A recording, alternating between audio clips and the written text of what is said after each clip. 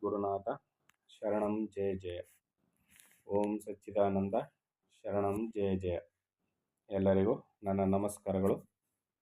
ಜ್ಞಾನೇಶ್ವರಿ ಗೀತಾಮೃತದಲ್ಲಿ ಅಂದರೆ ಭಗವದ್ಗೀತೆಯನ್ನೇ ಜ್ಞಾನೇಶ್ವರಿ ಮಹಾರಾಜರು ತಮ್ಮ ವ್ಯಾಖ್ಯಾನದ ಮೂಲಕ ಅರ್ಥ ವಿವರಣೆಯನ್ನು ಕೊಟ್ಟಿದ್ದರಿಂದ ಇದಕ್ಕೆ ಜ್ಞಾನೇಶ್ವರಿ ಗೀತಾಮೃತ ಅನ್ನೋ ಹೆಸರು ಬಂದಿರೋದು. ಈ ಜ್ಞಾನೇಶ್ವರಿ ಗೀತಾಮೃತದಲ್ಲಿ ಅರ್ಜುನ ಮತ್ತು ಕೃಷ್ಣ ಇವರುಗಳ ಸಂವಾದವನ್ನು ನಾವು ನೋಡ್ತಾ ಇದ್ದೋ. ಇದರಲ್ಲಿ ಕೃಷ್ಣನು ಅರ್ಜುನನಿಗೆ ಅನೇಕ ರೀತಿಯಲ್ಲಿ ಯುದ್ಧ ಭೂಮಿಯಲ್ಲಿ ಜ್ಞಾನೋಪದೇಶವನ್ನು ಮಾಡ್ತಾ ಇರುವ ಸಂದರ್ಭದಲ್ಲಿ ಅರ್ಜುನನ ಪ್ರಶ್ನೆಗಳಿಗೆ ಸರಳವಾಗಿ ಕೂಲಂಕುಷವಾಗಿ ಉತ್ತರವನ್ನು ಹೇಳ್ತಾ ಇದ್ದ. ಇದರಲ್ಲಿ ಮನಸ್ಸನ್ನು ಅಂತರ್ಮುಖಿ ಮಾಡಿ ಓಂಕಾರ ಸ್ವರೂಪಿಯಾದ ಪ್ರಣವವನ್ನು, ಆ ಓಂಕಾರವನ್ನು ನೀನು ಸಹಸ್ರಾರದವರೆಗೂ ತೆಗೆದುಕೊಂಡು ಹೋಗಬೇಕು, ಬ್ರಹ್ಮಾಕಾಶದಲ್ಲಿ ಅದನ್ನು ಸ್ಥಿತವಾಗಿ ನಿಲ್ಲಿಸಬೇಕು ಅನ್ನೋ ವಿಚಾರವನ್ನು, ಈ ಕುಂಭಕ ಪ್ರಾಣಾಯಾಮದ ವಿದ್ಯೆಯ ಒಂದು ಮಹತ್ವವನ್ನು ತಿಳಿಸ್ಕೊಡ್ತಾ ಇದ್ದ. ಇದಾದ ನಂತರ ಅಕಾರ, ಉಕಾರ, ಮಕಾರವೆಂಬ 3 ಮಾತ್ರೆಗಳನ್ನು ಅರ್ಧ ಮಾತ್ರೆಯಲ್ಲಿ ಲಯವಾಗುವವರೆಗೂ ಪ್ರಾಣವಾಯುವನ್ನು ಚಿದಾಕಾಶದಲ್ಲಿ ವಿಲಯ ಮಾಡಬೇಕು. ಈ ಅಕಾರ, ಉಕಾರ, ಮಕಾರಗಳೆಂಬ 3 ಮಾತ್ರೆಗಳನ್ನು, ಈಗ ಕನ್ನಡದಲ್ಲಿ 1 ಮಾತ್ರೆ, ಅರ್ಧ ಮಾತ್ರೆ ಅಂತ ಅಕ್ಷರಗಳನ್ನ ಬಿಡಿಸಿ ಕನ್ನಡ ಪಾಠಗಳನ್ನ ಚೆನ್ನಾಗಿ ಅಧ್ಯಯನ ಮಾಡಿರೋರು ಗೊತ್ತಾಗುತ್ತೆ. ಇದು ಅರ್ಧ ಮಾತ್ರೆ ಅಕ್ಷರ, ಇದು ದೀರ್ಘಾಕ್ಷರ, ಇದು ರಸ್ವ ಸ್ವರ, ಇದು ದೀರ್ಘ ಸ್ವರಗಳು ಅಂತ ಎಲ್ಲ ಬರುತ್ತೆ. ಇದು ಅರ್ಧ ಮಾತ್ರೆ, ಇದು 1 ಮಾತ್ರೆಗಳು ಅಂತ. ಈ ರೀತಿಯಲ್ಲಿ ಈ 3 ಮಾತ್ರೆಗಳನ್ನು ಅರ್ಧ ಮಾತ್ರೆಯಲ್ಲಿ ಲಯವಾಗುವವರೆಗೂ ಪ್ರಾಣವಾಯುವನ್ನು ಚಿದಾಕಾಶದಲ್ಲಿ ವಿಲಯ ಮಾಡಬೇಕು. ಈ ಸೋಹಂ ಎಂಬ ಅಕ್ಷರ, ಓಂಕಾರವು ಸೋಹಂ ಮಂತ್ರದಲ್ಲಿ, ಅಂದರೆ ಸೋಹಂ ಎಂಬ ಮಂತ್ರವು ಓಂಕಾರಕ್ಕೂ ತಾಯಿ ಮಂತ್ರ. ಆದ್ದರಿಂದ ಆ ಸೋಹಂ ಮಂತ್ರದ ಮೂಲಕ ಈ ಪ್ರಣವವನ್ನು, ಅಂದರೆ ಈ ಉಸಿರಾಟವನ್ನು ತೆಗೆದುಕೊಂಡೋಗಿ ಅಲ್ಲಿ ವಿಲಯ ಮಾಡಬೇಕು. ಇದರಿಂದ ಐಕ್ಯತೆ ಉಂಟಾಗಿ ಓಂಕಾರವೆಲ್ಲವೂ ಮೂಲ ಬ್ರಹ್ಮದಲ್ಲಿ ತುಂಬಿರುವಂತೆ ಕಾಣಬರುವುದು. ಮೂಲ ಬ್ರಹ್ಮ ಅಂದರೆ ಯಾವುದಿಲ್ಲಿ? ಸೋಹಂ, ನಾನೇ ಬ್ರಹ್ಮ, ನಾನೇ ಪರಮಾತ್ಮನೆಂಬ ಸ್ಥಿತಿಯನ್ನು ಸಾಧಕನನ್ನು ತೆಗೆದುಕೊಂಡೋಗಿ ಬಿಡುತ್ತದೆ ಇದು. ಈ ರೀತಿಯಲ್ಲಿ ಸಾಧಕನು ಆ ಮಟ್ಟಕ್ಕೆ ಹೋಗಿ ಸಾಧನೆಯನ್ನು ಮಾಡಬೇಕು. ಇದರಿಂದ ಓಂಕಾರದ ಸ್ಮರಣೆಯೂ ಸಹ ಅಂತವಾಗುವುದು. ಹೇಗೆ ಮಗು ಆಟವನ್ನು ಆಡ್ತಿದ್ದಾಗ ಯಾವುದೋ ಒಂದು ವಸ್ತುವನ್ನು, ಒಂದು ಚೆಂಡನ್ನು ಇಟ್ಕೊಂಡು ಆಟ ಆಡ್ತಾ ಇರ್ತದೆ, ಯಾರು ಕೇಳಿದ್ರು ಕೊಡೋದಿಲ್ಲ. ಅದು ನಿದ್ರೆಗೆ ಒಳಗಾದಾಗ ಕೈಯಲ್ಲಿರುವ ಚೆಂಡು ಕೆಳಗೆ ತನ್ನಿಂತಾನೇ ಬೀಳ್ತದೆ. ಅಥವಾ ಕುಂಬಳಕಾಯಿ ದಪ್ಪವಾದಂತೆ ಕುಂಬಳಕಾಯಿಯ ಬುಡದಲ್ಲಿ ಅದರ ಹಿಂದಗಡೆ ಇರ್ತಕ್ಕಂಥ ಹೂವು ಮೊದಲು ಕುಂಬಳಕಾಯಿ ಪೀಚಿದ್ದಾಗ ಹೂವು ದೊಡ್ಡದಿರ್ತದೆ. ಕಾಯಿ ದಪ್ಪ ಆದಂತೆ ಹೂವು ಒಣಗಿ ಕೊನೆಗೆ ಒಂದು ದಿನ ಕಾಯಿ ಪೂರ್ಣ ದಪ್ಪ ಆದಾಗ ಹೂವು ಉದುರಿ ಹೋಗುತ್ತೆ. ಅಂತೆ ಸಾಧಕನು ಈ ಚಿದಾಕಾಶದಲ್ಲಿ ನೆಲೆಯನ್ನು ಪಡ್ಕೊಂಡಂಥ ಸ್ಥಿತಿಗೆ, ಆ ಸ್ಥಿತಿಗೆ ಸಾಧಕನನ್ನು ತಂದಂತಹ ಓಂಕಾರ ಮಂತ್ರವೂ ಕೂಡ ಅಥವಾ ಸೋಹಂ ಮಂತ್ರವೂ ಕೂಡ ಕೊನೆಗೆ ಅಂತವಾಗುವುದು.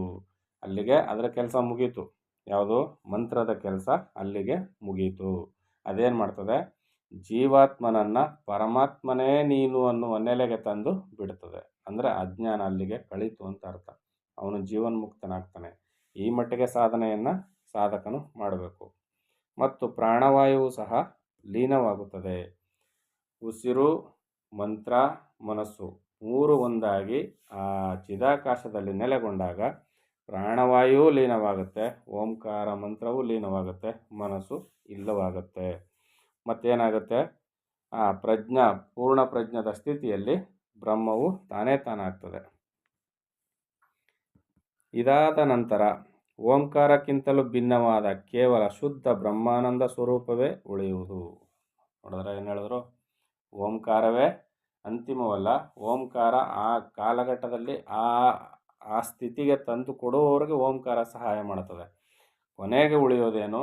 ನಿಜವಾದ ಸಹಜಾನಂದ, ಆ ಬ್ರಹ್ಮಾನಂದ ಒಂದೇ ಉಳಿಯುವುದು.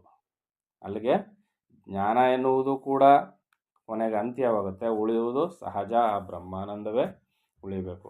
ಆ ಬ್ರಹ್ಮಾನಂದದ ಆ ಮಿಂಚು ಅಂತಾರಲ್ಲ, ಸಣ್ಣ ಸಣ್ಣ ತುಣುಕುಗಳು ನಮಗೆ ಈ ಇಂದ್ರಿಯ ಸುಖಗಳ ಮೂಲಕ ಸಿಗ್ತಾ ಇರ್ತದೆ. ಆದರೆ ಎಲ್ಲೋ ಮಿಂಚು ಹೊಡೆದಂಗೆ, ಮಳೆಗಾಲದಲ್ಲಿ ಮಿಂಚು ಬಂದು ಹೋದಂಗೆ ಅಷ್ಟೇ. ಆದರೆ ಪರಿಪೂರ್ಣ ಸುಖವನ್ನು ಅದನ್ನೇ ಅನುಭವಿಸ್ಬೇಕಂದ್ರೆ ಈ ಸಾಧನೆಯನ್ನು ನಾವು ಮಾಡಿಯೇ ತೀರಬೇಕು. ಆದ್ದರಿಂದ ಓಂಕಾರವೇ ನನ್ನ ಏಕಾಕ್ಷರ ಬ್ರಹ್ಮವನ್ನು, ಅಂದರೆ ಏಕಾಕ್ಷರ ಬ್ರಹ್ಮ ಅಂದರೆ ಓಂ ಅಂತಾರಲ್ಲ, ಅದಕ್ಕೆ ಏಕಾಕ್ಷರ ಅಂತಾರೆ. ಆದರೆ ಈ ಬ್ರಹ್ಮವೆಂಬುದು ಓಂಕಾರವೇ ನನ್ನ ಏಕಾಕ್ಷರ ಬ್ರಹ್ಮ. ಓಂ ಎಂಬುದೇನು ಪರಮಾತ್ಮನ ಸ್ವರೂಪ ಅಂತ, ಅದಕ್ಕೆ ಓಂಕಾರವೇ ಪರಮಾತ್ಮ ಸ್ವರೂಪ ಅಂತ ಕರೆಯೋದು. ನನ್ನ ಈ ಸ್ವರೂಪವನ್ನು ಚಿಂತಿಸುತ್ತಾ ಜಡ ಶರೀರವನ್ನು ಬಿಡುವವನು ನಿಸ್ಸಂದೇಹವಾಗಿ ನನ್ನ ಶುದ್ಧ ಸ್ವರೂಪವನ್ನು ಹೊಂದುವನು.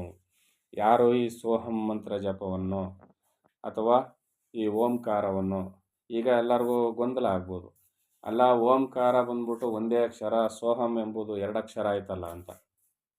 ಈಗ ಓಂ ಓಂ ಓಂ ಅಂತ ಹೇಳುವಾಗ ಸಾಧನೆ ಸ್ವಲ್ಪ ಜಟಿಲವಾಗುತ್ತೆ, ಕಷ್ಟಕರವಾಗುತ್ತೆ. ಆದರೆ ಆ ಓಂಕಾರಕ್ಕೆ ಮೂಲ ಸ್ವರೂಪವಾದ ಸೋಹಂ ಮಂತ್ರ ಏನಾಗುತ್ತೆ, ಉಸಿರು ಒಳಗೆ ಹೋಗುವಾಗ ಸೋ ಅಂತ ಬರುತ್ತೆ, ಉಸಿರು ಹೊರಗೆ ಹೋಗುವಾಗ ಹಮ್ ಅಂತ ಬರುತ್ತೆ. ಆಗೇನಾಗುತ್ತೆ, ನಾವು ಹೇಗೂ ಉಸಿರಾಡ್ತೀವಲ್ವ, ಉಸಿರಾಡುವಾಗ ಏನಾಗುತ್ತೆ, ಸೋ ಎಂಬ ಅಕ್ಷರ ಒಳಗೆ ಹೋಗ್ತಾ ಇರುತ್ತೆ, ಹಮ್ ಎಂಬ ಅಕ್ಷರ ಹೊರಗೆ ಬರ್ತಾ ಇರುತ್ತೆ ಉಸಿರಾಟದ ಜೊತೆಯಲ್ಲಿ. ಆಗ ಓಂಕಾರವೇ ಜಪಿಸಲ್ಪಡ್ತದೆ. ಅರ್ಥ ಆಗ್ತಿದೆಯಲ್ವಾ? ಸೋಹಂ ಅಂದರೆ ನಾನೇ ಪರಬ್ರಹ್ಮ, ನಾನೇ ಪರಮಾತ್ಮನೆಂಬ ಅರ್ಥವನ್ನು ಉಳ್ಳಂಥ ಈ ಅಜಪ ಗಾಯತ್ರಿ ಮಂತ್ರ ಅಥವಾ ಈ ಸೋಹಂ ಮಂತ್ರವನ್ನು, ಸೋಹಂ ಮಂತ್ರದಿಂದ ಹೊರಟಂಥ ಓಂಕಾರ ಮಂತ್ರವನ್ನೇ ಜಪಿಸಿದಂತಾಗುತ್ತದೆ. ಆದ್ದರಿಂದ ಸೋಹಂ ಮಂತ್ರವನ್ನಾದರೂ ಜಪಿಸಿ, ಓಂಕಾರ ಮಂತ್ರವನ್ನಾದರೂ ಜಪಿಸಿ. ಒಟ್ಟಾರೆಯಾಗಿ ಸೋಹಂ ಮಂತ್ರವೇ ಹೆಚ್ಚು ಸಹಾಯ ಮಾಡೋದರಿಂದ ಈ ಸೋಹಂ ಮಂತ್ರದ ಜಪವನ್ನು ನೀವು ಕ್ರಮವರಿತು ಮಾಡೋದ್ರಿಂದ ಏನಾಗುತ್ತೆ ಅಂದರೆ ನಿಮಗೆ ಪರಮಾತ್ಮನ, ನಿಸ್ಸಂದೇಹವಾಗಿ ಪರಮಾತ್ಮನ ಶುದ್ಧ ಸ್ವರೂಪವನ್ನು ಸೇರಲಿಕ್ಕೆ ಅನುಕೂಲ ಆಗ್ತದೆ ಅಂತ ಇಲ್ಲಿ ಕೃಷ್ಣನು ಅರ್ಜುನನಿಗೆ ಉಪದೇಶವನ್ನು ಮಾಡ್ತಾ ಇದ್ದಾನೆ. ಆ ಮೂಲಕವಾಗಿ ನಮಗೆಲ್ಲರಿಗೂ ಈ ಉಪದೇಶ ಅಳವಡ್ತದೆ. ಮತ್ತು ಸ್ವರೂಪವನ್ನು ಹೊಂದಿದವನಿಗೆ ಪಡೆಯಬೇಕಾದ ಮತ್ತೊಂದು ಸಾಧನ ಇರುವುದಿಲ್ಲ. ಯಾವಾಗ ನಾವು ನಮ್ಮ ಊರಿಗೆ ಬಂದುಬಿಡ್ತೀವೋ, ನಮ್ಮ ಮನೆಯನ್ನು ತಲುಪಿಬಿಡ್ತೀವೋ, ಆಗ ನಮಗೆ ಬೇರೆ ಯಾವ ಪೀಕಲಾಟಗಳು ಇರೋದಿಲ್ಲ. ಹೌದಲ್ವಾ? ಯಾಕೆ? ನಮ್ಮ ಸ್ವಸ್ಥಾನಕ್ಕೆ ನಾವು ಬಂದುಬಿಟ್ಟಿರ್ತೀವಲ್ಲ, ಭಯ ಇರೋದಿಲ್ಲ, ತೊಂದರೆ ಇರೋದಿಲ್ಲ, ಆತಂಕ ಇರೋದಿಲ್ಲ. ಅಂತೆಯೇ ಪರಬ್ರಹ್ಮ ಸ್ವರೂಪವನ್ನು ಮರೆತು ಹೋಗಿದ್ದ ನಮಗೆ ಪರಬ್ರಹ್ಮ ಸ್ವರೂಪವೇ ನಾನು ಅನ್ನೋ ಜ್ಞಾನ ಬಂದಾಯಿತು ಅಂದಮೇಲೆ ಮತ್ತೆ ಯಾವುದೇ ಸಾಧನಗಳು ಇರೋದಿಲ್ಲ. ಹೇ ಅರ್ಜುನ, ಮರಣಕಾಲದಲ್ಲಿ ಇಂದ್ರಿಯಗಳೆಲ್ಲವೂ ಶಿಥಿಲವಾಗಿ ಜೀವನದ ಸರ್ವ ಸುಖಗಳು ಮತ್ತು ಸಾಧನವು ನಶಿಸಿ ಒಳ ಹೊರಗೆಲ್ಲ ಮೃತ್ಯು ದೇವತೆಯು ಪೂರ್ಣವಾಗಿ ಕಬಳಿಸುತ್ತಿರುವ ಸಮಯದಲ್ಲಿ ಯೋಗಾಸನದಲ್ಲಿ ಕುಳಿತುಕೊಂಡು ಇಂದ್ರಿಯಗಳನ್ನು ನಿಗ್ರಹಿಸುವ ಸಮರ್ಥನಾರು. ಏನು ಹೇಳ್ತಾರೆ? ಈ ಸಾಧನೆ ಎಲ್ಲ ಏನಿದ್ರು ಯಾರಿಗೆ? 60 ವರ್ಷ ಮೇಲ್ಪಟ್ಟವ್ರಿಗೆ. ಅಲ್ಲಿವರೆಗೂ ಚೆನ್ನಾಗಿ ದುಡಿದು ತಿಂದು ಉಂಡು ಸುಖವಾಗಿರಬೇಕು ಅಂತ ಎಲ್ಲ ಅಂದ್ಕೊಳ್ತಾರಲ್ಲ. ಅದಕ್ಕೆ ಇಲ್ಲಿ ಕೃಷ್ಣ ಏನು ಹೇಳ್ತಾ ಇದ್ದಾನೆ, ಜೀವನದಲ್ಲಿ ಮರಣಕಾಲದಲ್ಲಿ ಇಂದ್ರಿಯಗಳೆಲ್ಲೂ ಶಿಥಿಲವಾಗಿರ್ತವೆ. ಶಿಥಿಲವಾಗಿ ಅಂದ್ರೆ ಅರ್ಥ ಏನು? ಸಾಮಾನ್ಯವಾಗಿ ಈ ವಯಸ್ಸಾಗಿರೋರಿಗೆ ನಾನು ನೋಡಿದ್ದೀನಿ, ಇಂಜೆಕ್ಷನ್ ಮಾಡಿಸುವಾಗ, ಇಂಜೆಕ್ಷನ್ ಮಾಡಿ ಸೂಜಿಯನ್ನು ಹೊರಗೆ ತೆಗೆಯುವಾಗ ಜೊತೆಯಲ್ಲಿ ಆ ಸೂಜಿಗೆ ಚರ್ಮನೂ ಕೂಡ ಅಂಟ್ಕೊಂಡು ಬಂದಿರೋದನ್ನ ನಾನು ನೋಡಿದ್ದೀನಿ. ಈ ರೀತಿಯಲ್ಲಿ ಶಿಥಿಲವಾಗಿರ್ತದೆ ಇಂದ್ರಿಯಗಳೆಲ್ಲ. ಅರ್ಥ ಆಗ್ತಿದೆಯಲ್ಲ? ಯಾವುದರ ಮೇಲೂ ಬಲ ಇರೋದಿಲ್ಲ. ಆದರೆ ವಿಷಯ ಸುಖದ ಮೇಲೆ ಆಸೆ ಹಾಗೇ ಇರ್ತದೆ, ಅದನ್ನು ಅನುಭವಿಸುವ, ತಡೆದುಕೊಳ್ಳುವ ಶಕ್ತಿ ಇಂದ್ರಿಯಗಳಿಗೆ ಇರೋದಿಲ್ಲ. ಅದರಿಂದ ಮರಣಕಾಲದಲ್ಲಿ ಏನಾಗುತ್ತೆ, ಇಂದ್ರಿಯಗಳು ಶಿಥಿಲವಾಗಿರ್ತವೆ. ಮತ್ತು ಒಳವರೆಗೆಲ್ಲ ಮೃತ್ಯು ದೇವತೆಯು ಪೂರ್ಣವಾಗಿ ಕಬಳಿಸುತ್ತಿರುವ ಸಮಯದಲ್ಲಿ ಏನಾಗುತ್ತೆ, ಸರ್ವ ಸುಖಗಳು ಮತ್ತು ಸಮಾಧಾನವು ನಶಿಸಿ, ಸರ್ವ ಸುಖಗಳು ನಶಿಸಿ ಹೋಗಿರ್ತವೆ. ಮನಸ್ಸಿಗೆ ಸಮಾಧಾನ ಎಂಬುದು ಎಷ್ಟು ಸಮಾಧಾನ ಮಾಡಿದ್ರೂ ಸಾಧ್ಯ ಆಗೋದಿಲ್ಲ. ಈಗ ನೋಡಿ, ಈ ಮರಣಾವಸ್ಥೆಯಲ್ಲಿ ಇರ್ತಕ್ಕಂಥವ್ರನ್ನ ಅಥವಾ ತುಂಬ ವಯಸ್ಸಾದವ್ರಿಗೆ ನೋಡಿ, ಸಮಾಧಾನವಾಗಿದ್ರು ಯಾವ ಕಾರಣಕ್ಕೂ ಸಮಾಧಾನವಾಗಿರೋದಿಲ್ಲ. ಯಾಕಂದರೆ ಅದು ಇಂದ್ರಿಯಗಳು, ದೇಹದ ಪರಿಸ್ಥಿತಿ ಆಗಿರ್ತದೆ. ಯಾರೇನು ಹೇಳಿದ್ರು ಕೇಳುವಂಥ ಸ್ಥಿತಿಯಲ್ಲಿ ಇರೋದಿಲ್ಲ. ಇಂಥ ಸಮಯದಲ್ಲಿ ನಾನು ಯೋಗಾಸನದ ಮೂಲಕ ಪದ್ಮಾಸನದಲ್ಲಿ ಕೂತ್ಕೊಂಡು ಉಸಿರನ್ನು ತಡೆದು ಕುಂಭಕ ಪ್ರಾಣಾಯಾಮದ ಮೂಲಕ ನಾನು ಇಂದ್ರಿಯಗಳನ್ನು ನಿಗ್ರಹಿಸ್ತೀನಿ, ಪ್ರಾಣವಾಯುವನ್ನು ಬಂಧಿಸ್ತೀನಿ ಅನ್ನೋದಕ್ಕೆ ಯಾರ ಕೈಲಾದರೂ ಸಾಧ್ಯ ಆಗುತ್ತಾ? ರೋಗಗಳು ಜರ್ಜರಿತ ಮಾಡಿಬಿಟ್ಟಿರ್ತವೆ ಶರೀರವನ್ನು. ಅರ್ಥ ಆಗ್ತಿದೆಯಲ್ವಾ? ಮನಸ್ಸು ಚಂಚಲವಾಗಿ ಹುಚ್ಚು ಕುದುರೆ ಅಂತ ಓಡಾಡ್ತಿರ್ತದೆ, ದುಃಖ ಕಾಡ್ತಾ ಇರ್ತದೆ, ಶರೀರದ ನೋವುಗಳು ಕಾಡ್ತಿರ್ತವೆ, ಶರೀರ ಬಲ ಕಳ್ಕೊಬಿಟ್ಟಿರ್ತದೆ.